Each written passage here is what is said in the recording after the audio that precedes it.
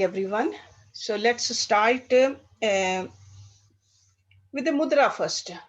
Today's mudra is Viprit Karni Mudra. I'm sure you have a list of all the mudras. So Viprit. So there are two words in there, Viprit and Karni. Viprit means inverted. Viprit. And Karni means one who does. So how did this mudra get its name?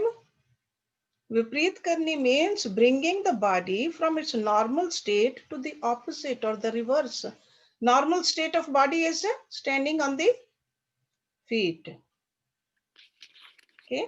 When we invert it, then the feet goes up.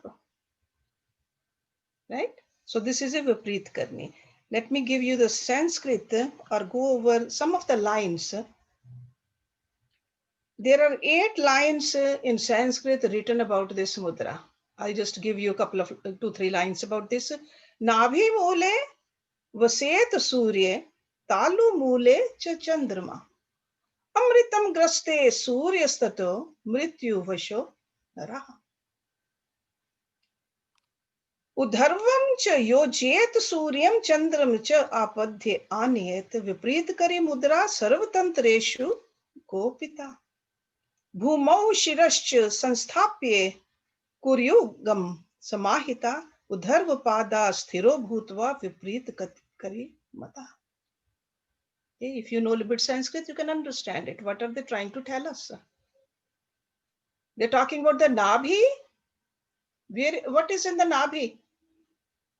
Manipur Chakra.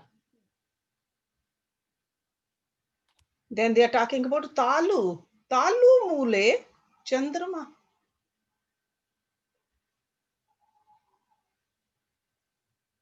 How do we really do it? I'm sure you're all familiar with the Sarvangasana. This mudra looks like we are doing Sarvangasana, but it's different also. So from a distance, a person can see, yeah, maybe the person is doing Sarvangasana, but internally there's a lot more happening in a mudra. Okay. So to understand this mudra, you need to know the difference between the Sarvangasana and the Viprit Karni. In the Viprit Karni mudra, the trunk is raised from the ground, making an angle of 45 degrees. And you are supporting your buttocks by your hands. But in the Sarvangasana, the trunk is kept perpendicular to the ground to make an angle of 90 degrees. That is the difference. And when we keep our body, whether it's in a 90 degree or 45 degrees, there something is happening inside. When we are keeping it 90 degree trunk, automatically we are pressing our throat area. We are pressing on our thyroid gland. So that happens in a Sarvangasana. But in a Viprit Karni mudra, you don't do that. When we press on the thyroid gland, what it's called? Jalandhar Bandh. So there's no Jalandhar Bandh in Viprit Karni mudra. Pressure is exerted on the chest. Okay, it's a little different. You will, when you do, if you can do Sarvangasana, only then you can see the difference between Viprit Karni mudra and Sarvangasana. But if you have never done Sarvangasana properly, or never held yourself in a Sarvangasana for a little longer period of time, you won't be able to see the difference. Okay. So practice of Sarvangasana, the load and pressure is exerted on the neck and the shoulders because you are really straightening your legs all the way up. But in the Viprit Karni mudra, it is distributed onto the arms and hands. So how do we do it? You place the head on the ground and then lift your legs up, but not all the way up, 45-degree angle up. And make sure you are not pressing on your throat. So Viprit Karni Mudra gives a gentle inversion without hard compression of the neck as in the Sarvangasana. That is one big difference. So in Viprit Karni Mudra, the throat is not contracted. This is very important. It's a very important difference, which means that flow of both the blood and prana to the brain is not restricted in Viprit Karni Mudra. That's why you can do it for a longer period of time. And in Viprit Karni Mudra, as in all the mudras, you are supposed to pay particular attention at some part of your body and a subtle part of your body. There are two chakras where we pay attention to: Manipur chakra and Vishuddha chakra. Manipur chakra is the navel region. Vishuddha chakra is right here in the throat. Vishuddha. So concentration on these chakras is very, very important. Okay. So technique is lie flat on the back with the legs and feet together in a straight line. Keep both the knees together. Place your hands and arms close to the body with the palms facing down. Relax the whole body. Breathe in deeply and slowly raise both of your legs. Keep them together, keep them straight. Slowly move the feet over the body towards the head. Push down on the arms and hands, raising your buttocks. Roll the spine from the floor, taking legs further over your head. Now turn the palms up, bend the elbows, and let the top of the hips rest on the base of the palms, near the wrist. Keep your elbows as close to each other as is comfortable. So that means elbows like this, hands like this, holding your waist. Okay. So you're supporting both of your hips or the hips with both hands. So bear in mind that the chin does not press against the chest. That you got to remember. So keep your head back, not like this. Close the eyes. Relax the whole body. Fix the awareness at Manipur chakra. And Manipur chakra is not in the front. Remember, it's alongside the spine. So front navel, that is only indication, but make sure that your attention is towards the back, directly behind. This is the starting position. Okay. I'm going to go over a little bit more detail next time, but try practicing this much. So this is an inverted position, should not be performed unless your body is healthy. Healthy means if you're suffering from high blood pressure, don't do it. If you have some kind of a heart disease, don't do it.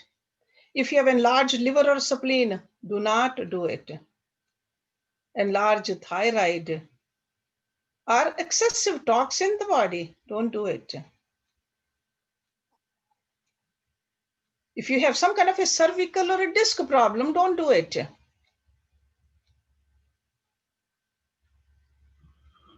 If you have weak blood vessels in your eyes, don't do it. And it's not recommended during pregnancies or during a menstruation period. Okay, so because it's inverted and it is supposed to be done for a long time, so do not do it during that time. That's why I said the body has to be healthy. Okay, that's why we should teach these things to our grandchildren. Their growth will be better. Okay, and they will enjoy it. If we teach them properly, they will enjoy doing it too. These inverted asanas are very beneficial, a lot of benefits at that age. I remember when I was younger, I would just meditate in this mudra for a long time. Okay. What's a long time? Huh? What's a long time for this mudra? You can do it. It all depends how long you can hold. You got to see when you come out of it. See, initially I would say do it like maybe a couple of minutes and then come down, then do it again, then come down. So first learn to stay up because you got to keep on breathing also. Okay. So if you keep on breathing, stay up, you can do it for half an hour. But I wouldn't say that first time you do it, shoot for that. Okay. Gradually increase your stamina. Can I show you a picture of the pose? Sure. This is what? Yes. Yes, definitely. Definitely. This is the picture. That's it, Yeah. right? See, in Sarvangasana, the whole back is up. Do you have a picture of Sarvangasana? Mm-hmm. Yeah, show them the difference between the mudra and the Sarvangasana. Yeah, Jyoti, can you show that picture again? Viprit Yeah, mudra. that's good. Yeah. Just 1 second. This is Viprit Karni. I can't see. Yeah, No. just move a little bit up so that they can see Yeah. the position of the back. See, back, see? It's not all the way up. It's not And the coming hips are held with the hands. And there's no constriction in the chest, in the throat area. I don't see picture. We can Okay, see. she will post it. Okay. But I like to see nice. when she can see us, show us. Okay, At least we know Jyoti, what- can you show them the Sarvangasana? If anybody who could see it, they can see the difference between this and a ideal Sarvangasana. Maybe everybody cannot do that kind of a Sarvangasana, but that's how Sarvangasana should be. Like a legs from the shoulders. That's why it's called a shoulder stand. Sarvangasana is called a shoulder stand because the weight is on the shoulders. Okay. It's like a body is perfectly straight up. If she can find it, she will show it to you. Here. Yeah. Yeah. Nishi is showing too. I cannot see. Yeah. See, look at this. I cannot see too. We cannot see anything. We cannot Okay. see. So, what she'll do is she will Wait a put second, these I'll two do pictures. another thing. So Jyoti, if you can put both pictures side by side, just post it. That's it. Can you see show us now? Just I want to see what our let's. No, nobody can show it right now because we are not dressed properly. No, to no, show No, you. no, not the picture. Give But me I a want to see minute. the Give me a picture. minute. No, even in person, no. No, we cannot show you because no, this no. class is not intended for that. We are not I want to see the demonstrating. picture. I No, want to see the pictures- picture. Pictures, she showed it, she'll put it on the website, okay? So then you guys can look at it over there. Go on the website and check it out, please. Okay, otherwise it will take too long and we have Yes, I'll put it up there. another long topic to discuss today. But let me just quickly go over the benefits. Yep. It balances a hypoactive thyroid. And it helps in our coughs, colds, sore throat, bronchial disorders also. It relieves constipation.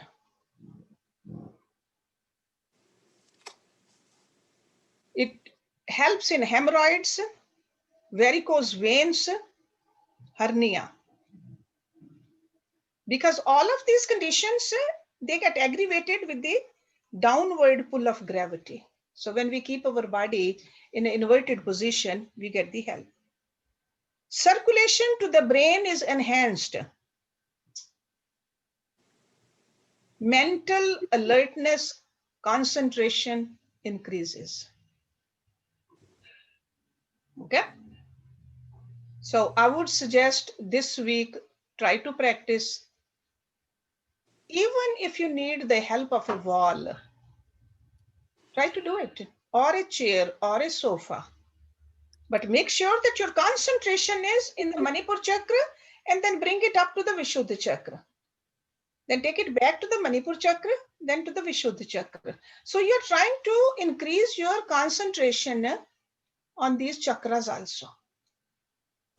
Instead of thinking about your body or thinking about the world outside, you are bringing your attention inward.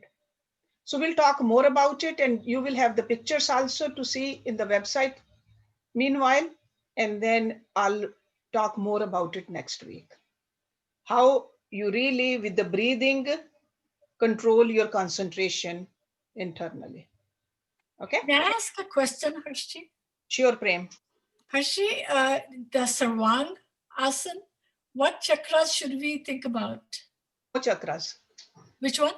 No chakra. No chakra? Okay. In asanas, you are not supposed to look at the chakras or concentrate on the chakras. But In you the- just, I just heard you say that. In the mudras, you do. That's what I mean. Oh, I see. Yeah, Sarvangasana, that's why I was telling you the Okay. difference between the I Sarvangasana see. and the mudra. I got it. Got Thank it? you. Yeah.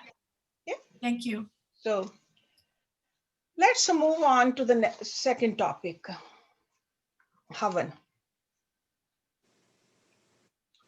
Nishtha requested this, so, and I'm sure all of you have performed Havan in your lifetime, or at least watched somebody else performing a Havan. So it's a very ancient ritual. It's called a yagya also. It's called a fire ritual also. It's called a Homa also, Homa. Okay, but we are going to call it a Havan ritual.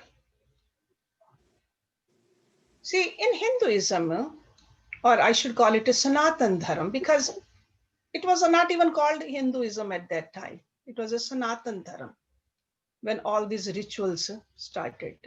Our rishis, our munis, our yogis, they gave us these rituals.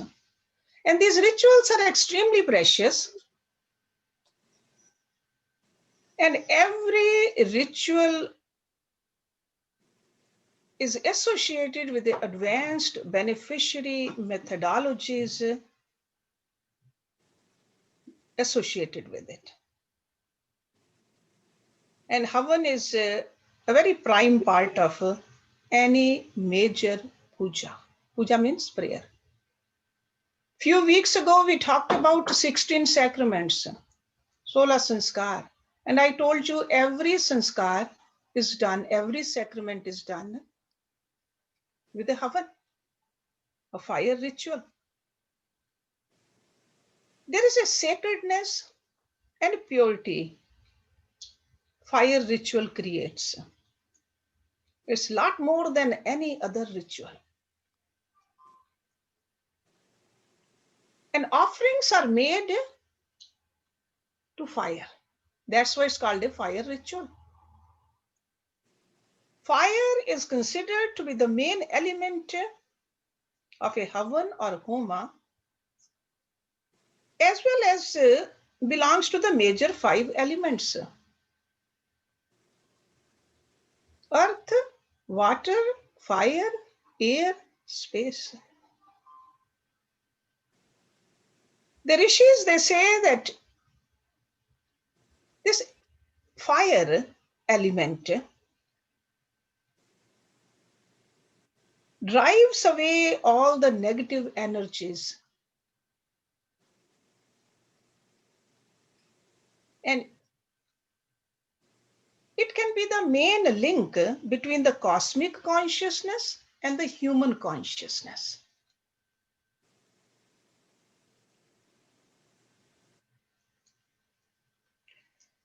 There are material benefits There are spiritual benefits also, and I'll go over what the benefits are. But Havan is generally, the people who do Havan regularly, they are performing this ritual with an aim to achieve this connection with oneness with that absolute. Here and there, people do it for the other benefits, to fulfill their desires, material desires also. But the people who do it on a regular basis, this is a medium to connect with that higher power. And what is a Havan? Normally, we have a fire pit or a Havan kund. We call it a Havan kund. It's like a pit or a pot.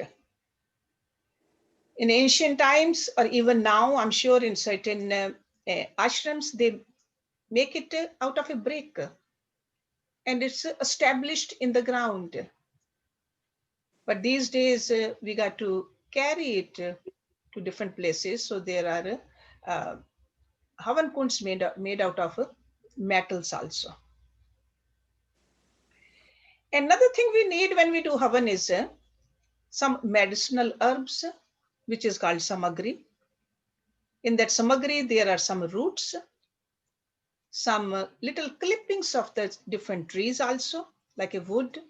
We use the ghee also, something sweet also. So we offer it to fire, and we call it a divine fire, Agni Devata.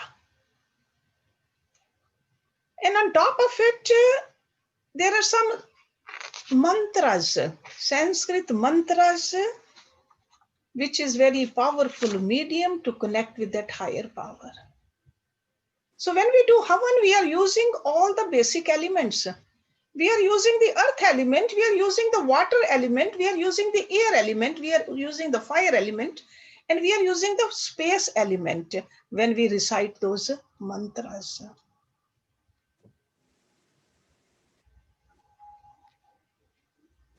Most of you have seen the Havan Kund, a square or a rectangular shape. But in the Vedas, they talk about other different shapes also. There's a triangular Havan Kund, which is called a Trikon Kund. And in the war times, they use that kind of a kund to pray to God to win over the enemies. Then there's a circular Havan kunds also. Circular one is designed for public welfare and peace.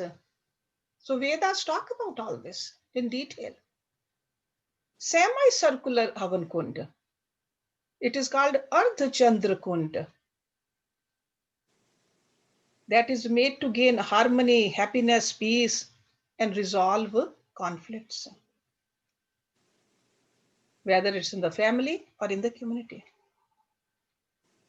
Then there are octagonal, lotus-shaped, star-shaped, all kinds of Havan kunds are mentioned. But typically, we do it in a square Havan kund. And as I said earlier, there are different types of Havans performed depending on the requirements. Some depend on the region. Like in the North India, they'll do it differently than the South India. Some on the purpose, some on the situation. So they're all different kinds of mantras, different kinds of Havans are used. And what kind of a wood they use?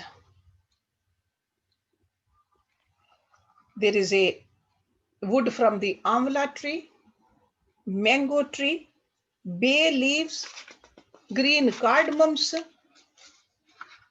sandalwood, nutmeg, haldi, tulsi,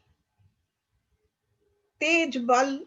I mean, there are all kinds of, they say there's a list of about 70 different herbal plants which are used, or some of them are used. So it depends who's making that samagri. What do? They just cut it into small pieces, dry it, and then further grind it to make that Havan samagri. Okay. And then ghee, of course, we put ghee also. And then there is something sweet, whether it's a sugar or a gur, which is called a jaggery, or honey, that's also added in there. In Samved, remember there are 4 Vedas: Yajurved, Samved, Atharvaved, and the ancient one is Rigved. So in Samved, there are about 114 mantras. They speak about the importance of Havan. And Yajurved says that Havan is the most important, necessary and useful deed, like a karam. So all 4 Vedas have innumerable mantras related to Yajna. This Yajna word is, the root of this Yajna word is Yaj. Yaj. And this Yaj has some components to it. In Yajurveda, they mention these components. They say, Yaju, Dev, Puja, Sangati, Karan, Dan, Eshu. So that itself tells you all the benefits of the Havan. Let me give you some of the benefits.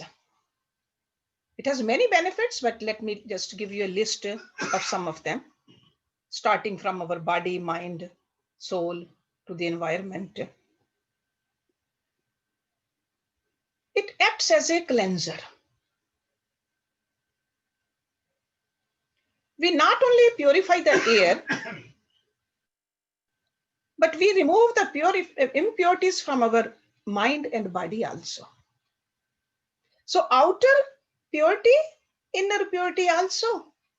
You would say, how do we do the mental purity? Mental purity is when we say the name of God. Because there's no Havan done without the help of the mantras. And what does mantra do? Man and tra. Man means mind, tra means protection. Mantra is that which protects our mind, which strengthens our mind. Mantra is a sacred sound that empowers the mind for concentration. And we learn how to transcend from the ordinary worries and the anxieties. So that's why I said it cleanses the environment, cleanses our body and mind also. How does it cleanses our body? Because if the environment is clean, it will affect our body. And when we are doing this ritual with a full faith, we are sitting straight. Can you ever do Havan sitting like this? Automatically you sit up. When you recite those mantras, you're breathing properly. You're thinking about God. Anybody who does Havan every day, you will see that shine on their face, that glow on their face. Sometimes we think that we can get the glow from eating something or going somewhere or having something. The real glow is when we do the Havan every day. That's what the Vedic rishis said again and again in the Vedas. This is a source of bonding. That's another benefit. Maintains the unity and harmony in the family and the community. Haven't you seen whenever you have a Havan done in your house, you invite your family and friends. So it's a bonding. We are social beings. We feel good when we are belonging to somewhere and with somebody. So Havan gives us that opportunity. Havan is a evil destructor. So constantly looking at the Havan fire by chanting the divine mantras, all disturbing and wavering thoughts will be destroyed in the fire. How does this happen? With the help of the concentration and the equanimity. Whatever you were worried about, it goes away. Havan acts as a disinfectant. There are various gases produced during Havan. They decompose the poisonous gases. And that's how the oxygen is, more oxygen is produced. So that's how the disinfectants are created. There is a scientist by the name of, from France, Trelle, Trelle. You can look up. He did some experiments on this. He found that Havan is mainly performed by using mango tree, because that is the main wood clippings are used, mango. When the wood is burnt, there is a gas which comes out of it, which is called formic aldehyde, and that destroys the harmful bacteria and makes the atmosphere purified. So this is a scientist who did the experiments. Our ancient rishis, they told us to, but then today's scientist also has done experiments about it. Yajurved says, it's written in the Yajurved, that 4 types of things mainly used to prepare offerings for a Havan are something sweet, jaggery, raw sugar, because all is added in the Havan samagri. Second is antibiotic herbs like goil. Third is nutrition like pure ghee. We don't do Havan with the oil. It's always done with the ghee. And then there are some dry fruits also there. We crush some almonds and the walnuts and the peanuts. That's also part of that samagri.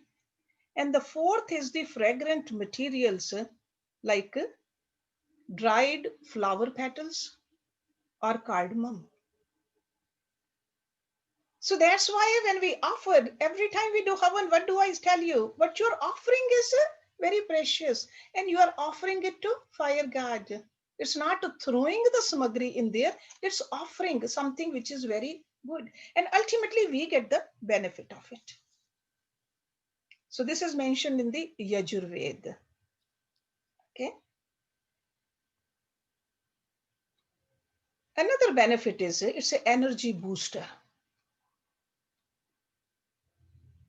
With the offerings into the fire and chanting of the mantras, our chakras, they do get energized. I've heard that from many of you, that when you do the Havan, you feel uplifted. There is a creation of rejuvenation.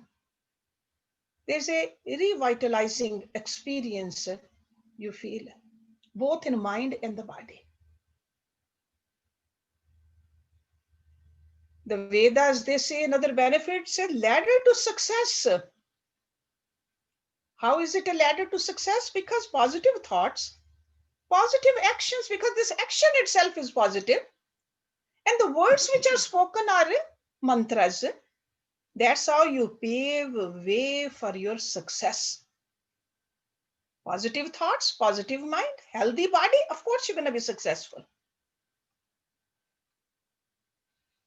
Another benefit is it acts as a shield. Havan is said to dispel all negative energies, and a protective shield is built around the house where the ritual is performed, warding off any negative or evil energies. That's why when we have those At the end of the Havan, we have ashes. And what do I tell you? Sprinkle those ashes around your house. That is a shield. Another benefit is it strengthens the mental abilities. That means it induces peace, good health, prosperity, clarity of thought. Because this is what we are praying for in the mantras. We are praying to God, give me a good health.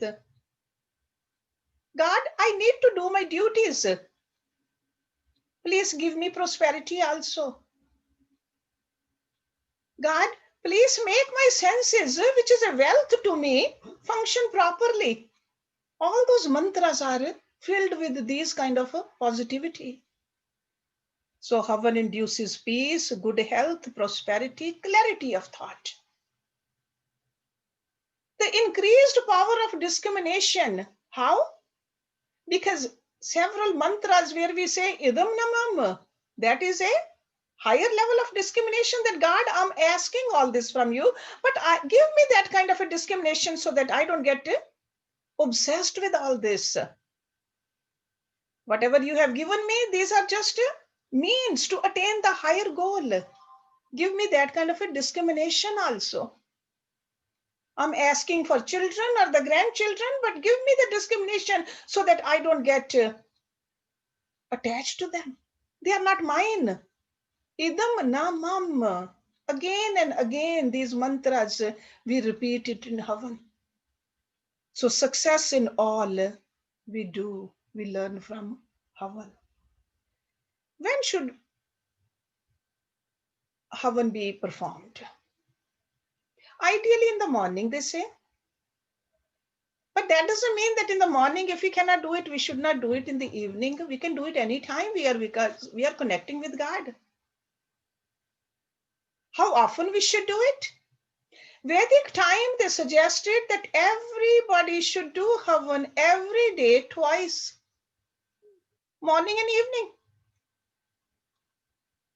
Very simple Havan, there are mantras for that. But if you cannot do it twice a day, at least do once a day. If you cannot do it once a day, at least do once a week. If you cannot do it once a week, make a habit of doing it on special occasions at least. Every household should be doing Havan. There are so many benefits of it. Our rishis, maharishis, since the early Vedic age, advised us of the purification process involved in Havan because it purifies us at every level of our existence. This is written in the rules of Sanatan Dharam. This is part of the Panch Mahayagya for the householder. But we have forgotten this ritual. We have forgotten because we think that we are creating a smoke. No, we are not creating a bad smoke when we do Havan. It's a cleansing technique for the environment. When you buy the samagri, buy it from a proper place. If you cannot buy it, you can make samagri at home also. If you are really confused about it, but there are Havan samagris, very organic, good Havan samagris are available. Ghee, you can make it at home. Mantras you are reciting. Because the intention behind the action is very important too.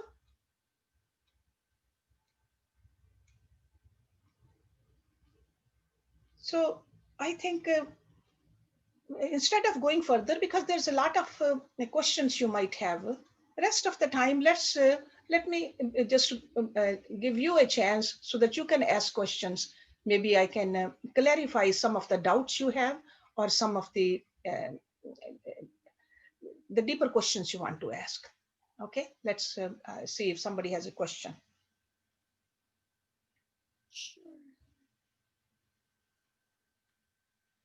See, just like that Yaj word, another thing in that was Dan. Havan is never considered complete unless some donation is given, some dan is given. That refers to the act of charity, benevolence, liberty, gift, financial or otherwise. Okay, so that's also part of Havan. Yes, yes, Jyoti. Nishta has a question. Nishta? Yes, Nishta.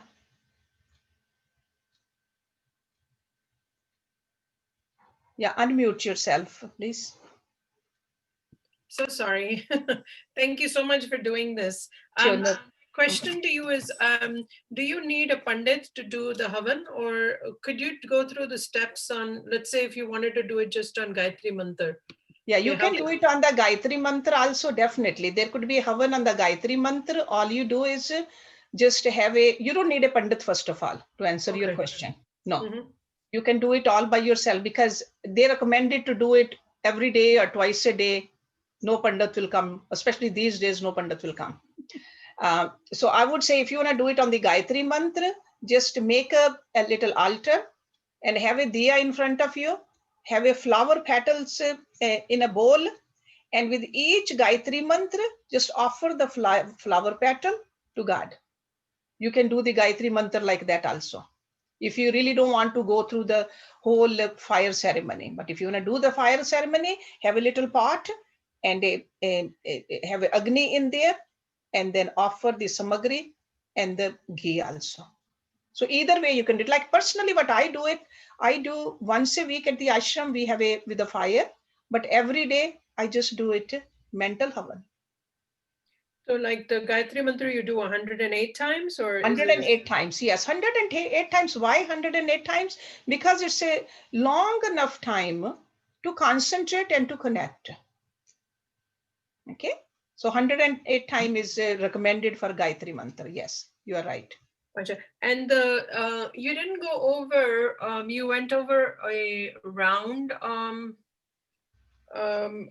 Kund, but you didn't go over a square. What does a square one imply? Or maybe I missed it. Square is like a very typical, most of the time people use square. I use square. It is for the accomplishment of all work. Okay. I want everything to go smoothly. That is like a very typical Havan code people use. Okay, for basic benefits. That's what's available in the market. Chalo, good. Available, yeah, most of the people do it in the square. The others are mentioned in the Vedas just for those special purposes. I don't know how many people are really following that. I just wanted to give you little information. But square or even rectangular, some people use that also, but square is the one which I use. Yes. Perfect. That is good for everything, for the weddings also, for the birthdays also, anniversaries also, for all kinds of rituals. Okay. Yes, good. Thank you very much. Yes. Rita.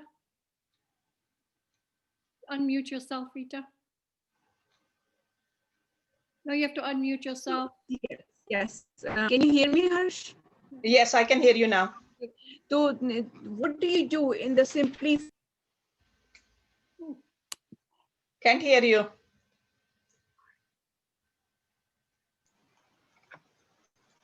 Okay. So would you call this Gayatri Mantra simplified Havan, or what do you do with the simplified Havan? Say that again. Is this Gayatri Mantra Havan, would you call this simplified? No, Gayatri Mantra is not a simplification, because if you are, that's a Gayatri Havan. But you just mentioned you can also do the simplified. So how would you do simplified? Really means without inviting people. Okay. Without cooking for everybody. You are doing it in your own home by yourself if you want to do it. That is the simplification. Otherwise, you are not cutting any corners. No. No, okay. So you are connecting. See, ultimate purpose is to be thankful to God. Ultimate purpose is to connect with God. Ultimate purpose is to know yourself through Havan. Okay. This is that. So simplification means that extra चीजें नहीं है. things which normally people do, invite people, clean homes, do this, do that, cook for a few days and then feed them and then worry about who came, who did not come. So we want to simplify from those extra curricular activities. Main thing to connect, we got to do. Whether it's a mental Havan, you want to do it, just recite all the mantras mentally, or you want to do it with the flower petals, or you want to do it with the ghee and samagri. Okay? Thank you. Yeah. Thank you. Kamalaji has a question. Sure. No, I'm sorry, no. Oh, okay. Okay, if you don't have a question, the very first thing we do when we do the Havan is, it's a very typical way of doing is, you thank God for the water. You take water in your right hand and you thank God that God, you have given me this nectar of life, which is called Amrit. 3 times you drink, thinking about God, thanking. And then you are also saying, please God, keep giving this to me. Without water, there's no life. We all know that. The second ritual which we do is, we put a little bit of water in the other hand. And even when you do it at home with the flowers, so still, if you follow this, that will be really good. Take little water and with the other hand, you are touching different parts of your body with that water. And you are saying, God, please keep my body healthy. So it's not only asking, but at the same time, we are making a promise also. My nose will stay healthy if I do neti also, pranayama also. Not just only recite the mantras. As a yoga student, we got to be very careful about it. Okay, but in this ritual, we are saying, keep my eyes, keep my ears, keep my nose, keep my arms and keep my legs. And then rest of the body, please, God, help me. Then we start the fire. And that fire could be, even if you are doing it at home, in your own home, just by yourself, just light a lamp. And at the time of the lighting the lamp, you say that first part, Om Bhu Bhava Swa. God, you are everywhere. And I see you in this light because my mind needs to connect with you through some kind of a form. And this light, this is a divine fire. Okay, so if you are doing this Havan at home with just on a lamp, just don't do that battery operated candle or even the candle wax candles. Have a ghee, because ghee has the effect in our brain also. Okay, and then you can do rest of the mantras if you want, whatever mantra, whether it's a Gayatri Mantra or whether you want to do other Yagya Mantra, whichever mantra, but mantras are just to connect with God. And there is a part of the ritual at the end, Sarve Bhavantu Sukhina, Sarve Santu Niramya. That's where we are praying for everybody. There's no Havan complete without that prayer for the entire creation. So stand up at that time, connect with God and thank God, pray to God. Please keep everybody healthy and happy. Okay, so these are like, you can so this is how we simplify. Okay, so simplify does not mean that you don't want to connect or you want to just do this and go. No, make sure you take it seriously and you do the ritual, but without any elaborate complications. Okay, so if you are confused, if you don't know, I mean, if you don't want to do it, that's fine. But this is a very important part of Sanatan Dharam. This is our Arya Sanskriti, to do Havan, Yagya. Because it's not just for ourselves, it's for everybody around us. Yes, Jyoti. So you said to do it with the flower petals. What do you do with the flower petals after the? Okay, flower petals, you can just put them outside in the flower beds. Don't throw them in the garbage can. Okay. Just let them go in the Back to the earth. Or if your flower petals are grown in your own home, you have not put any kind of a chemicals on it, dry them, use them for samagri. That's what my Guruji used to do. The flowers will come at the ashram, he'll dry all of them, and then he'll just, somebody will crush them and they'll make samagri out of it. Okay. They have to be without, you said, Yeah, because if there are chemicals on it these days, we got to be careful about that also. You don't want to burn those chemicals, then you're not getting the benefit. yeah. What do you Right? think? Store bought. Yeah, otherwise incense and all kinds of wood. See, like over here, we don't spray anything on our property, ashram property. So I pluck things and put them use it in the Havan. Whether it's the wood from the maple tree or the oak tree. That is the only wood we use over here for that. And then samagri, which I bring it from India. And the ghee, we make it at home. Okay. And the mantras, don't forget. The mantras, see, the subtler the things, the more pervasive it is. Mantras which we speak with the purity of the heart has a lot of power. Okay. So mantras should be recited. Gift should be, dan should be given. All the ingredients should be used with the proper thinking, and it should be done not as a burden, as a duty. It's our duty to do it. Because we have taken so much from these elemental forces. We are supposed to give it back. See, in ancient times, when these rishis and maharishis, they said that every householder should do it twice a day.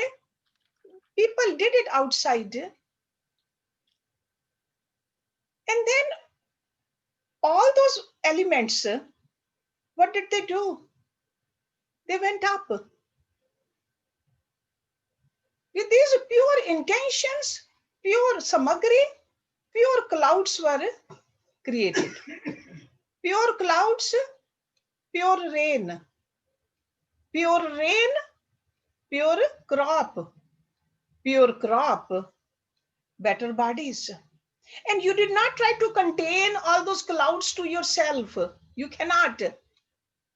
They go wherever they want to go. So that's why this Havan ritual benefits the entire creation. We become less and less selfish. That's why at the end, when we say Sarve Bhavantu Sukhina, we remember at that time that we are not one. We are part of that whole. So it's like a reminder to us again and again and again. And that's how we purify ourselves. Okay, that's why our rishis, they said, make sure you do it every day. Or at least you do it once a week. Or do it at every milestone. Those are the sanskaras. Diwali, Janmashtami, New Year's, birthdays, anniversaries. There's so many occasions. You should think about it. Okay? Because otherwise we want. No. We got to become more give. And Havan teaches us that. Okay? Anybody else? Sujata, was your question answered? What was her question?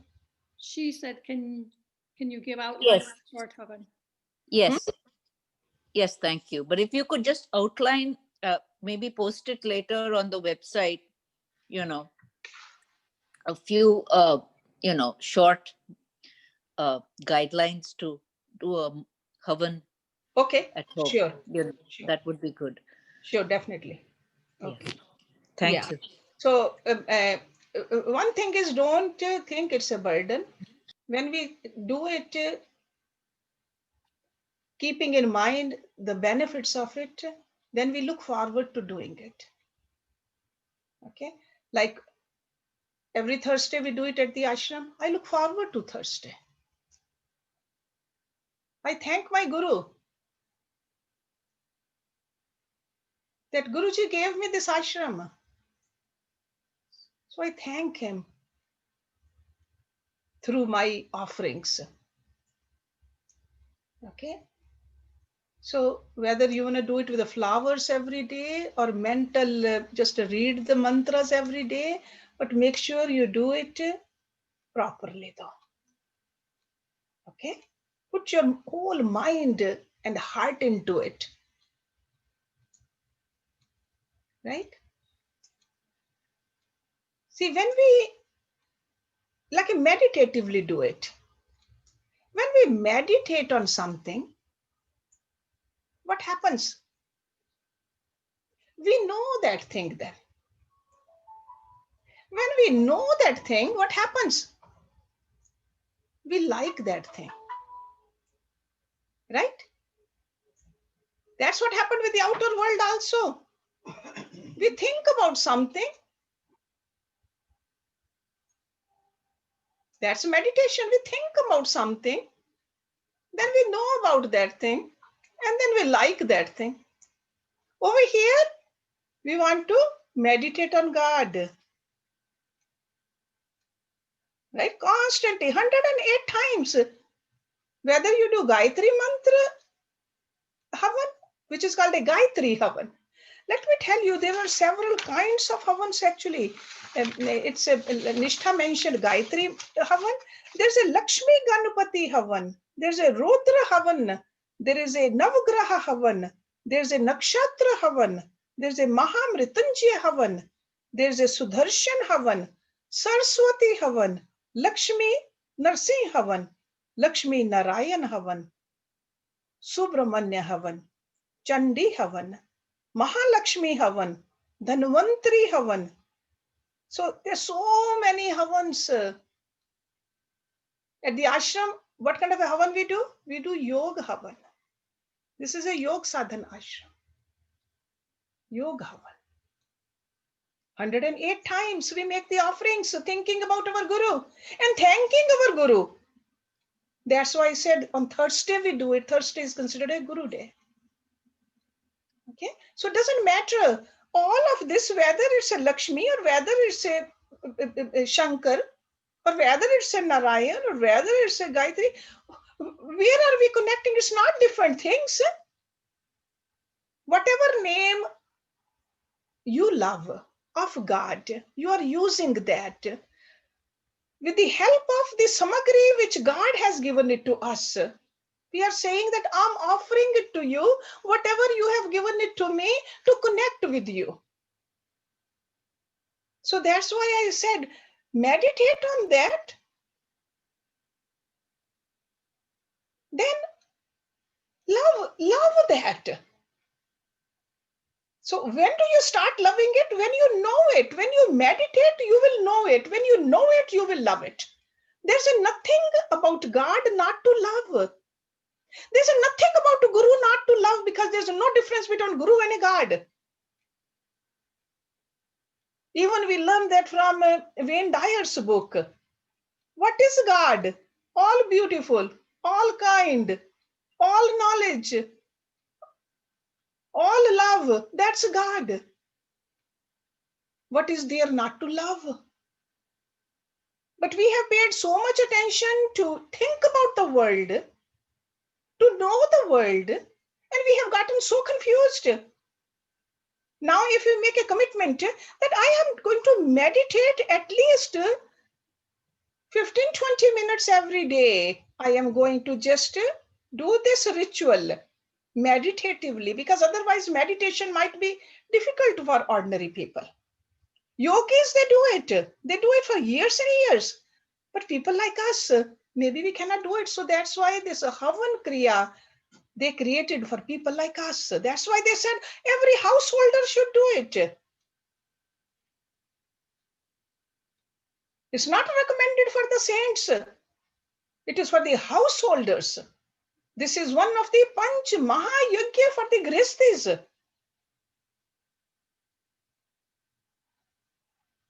Don't say that nobody told me. Start doing it now. Thinking about God 108 times. Some people might say that where I'm going to get time. You're going to get time. You will see that how your time is going to expand. You will have so much time. You wouldn't even know what to do with the time if you start living the life the way Rishis told us to live. Okay. So anybody else? I'm glad I got this clock right in front of me. Otherwise, I'll go on and on and on. Okay. If you don't have a question, then let's have a bhajan by Kamla. Today is Wednesday. So Kamla, if you're ready. And after that, also, we can talk more about it if anybody has any other question. दर्शन दो घन श्याम नाथ मोरी अखियां प्यासी रे दर्शन दो घन श्याम नाथ मोरी अखियां प्यासी रे दर्शन दो घन श्याम मंदिर मंदिर मूरत तेरी फिर भी न देखी सूरत तेरी मंदिर मंदिर मूरत तेरी फिर भी न देखी सूरत तेरी युग बीते नाई मिलन की पूर्णमासी रे दर्शन दो घन श्याम नाथ मोरी अखियां प्यासी रे दर्शन दो घन श्याम द्वार दया का जब तू खोले पंचम सुर में गूंगा बोले द्वार दया का जब तू खोले पंचम सुर में गूंगा बोले अंधा देखे लंगड़ा चल कर पहुँचे काशी रे दर्शन दो घन श्याम पानी पी कर प्यास बुझाऊं नैनन को कैसे समझाऊं पानी पी कर प्यास बुझाऊं नैनन को कैसे समझाऊं आँख में चोनी छोड़ो अब तो मन के वासी रे दर्शन दो घन श्याम नाथ मोरी अखियां प्यासी रे दर्शन दो घन श्याम मन मंदिर की ज्योति जगाओ मन मंदिर की ज्योति जगाओ घट घट वासी रे दर्शन दो घन श्याम नाथ मोरी अखियां प्यासी रे दर्शन दो घन Shyam Thank you, Ji. Thank you, Kamla. Beautiful. Thank you. Beautiful. Okay. Pankaj, you have a question? No? Oh, you were clapping. Okay. All right.